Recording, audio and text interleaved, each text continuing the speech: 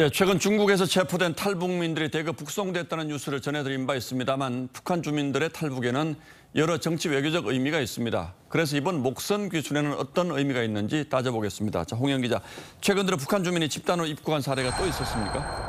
네, 지난 5월에도 북한 주민들이 어선을 타고 서해 북방 한계선 NLL을 넘어왔습니다. 어린아이를 포함한 일가족 9명이었는데요. 가족 단위로 배를 타고 온 건 2017년 이후 6년 만이었습니다. 예.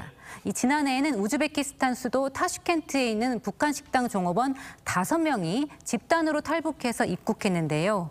이 탈북민의 귀순은 지난해 하반기부터 다시 늘어나는 추세입니다. 자, 그러니까 귀순자가 한동안 뜸했다가 최근 들어서 다시 늘고 있다는 거죠?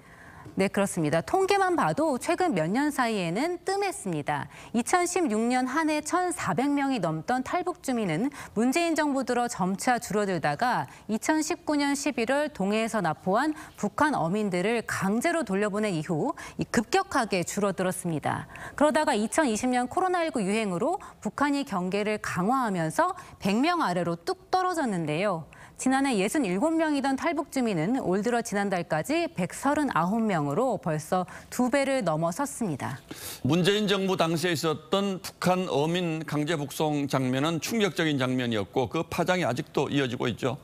네, 이 판문점에서 북송되던 장면이 지난해 공개됐었는데요. 이 사복 차림의 정부 관계자들이 거세게 저항하는 귀순 어민들을 제압하는 모습이 이 충격을 줬습니다. 예.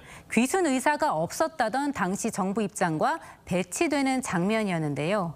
이번 사례를 제외하면 강제 북송 조치가 이뤄진 뒤에 북한 어선이 동해 NLL을 넘어온 경우는 단 한 차례도 없었습니다. 탈북을 기획하고 있는 사람들은 남한의 상황에 대해서 관심을 갖고 정보를 수집하려고 하고 있는 상황에서 정부가 탈북자들에게 그렇게 대우를 했다라는 것은 탈북 동기를 약화시키는 효과는 분명히 있었다고 생각합니다. 예, 북한 주민들도 저 장면 보고 탈북할 엄두가 안 났겠죠. 그럼 앞으로도 이번 목선 귀순 같은 형태의 귀순이 더 늘어날 가능성이 분명히 있긴 하겠군요.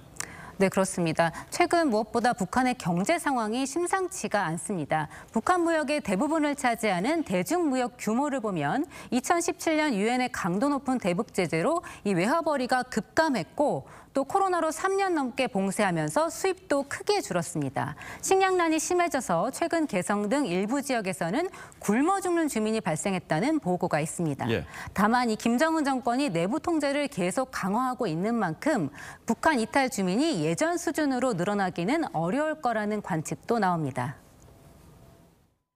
해상 경로는 위험이 굉장히 크게 따르는 탈북 경로입니다.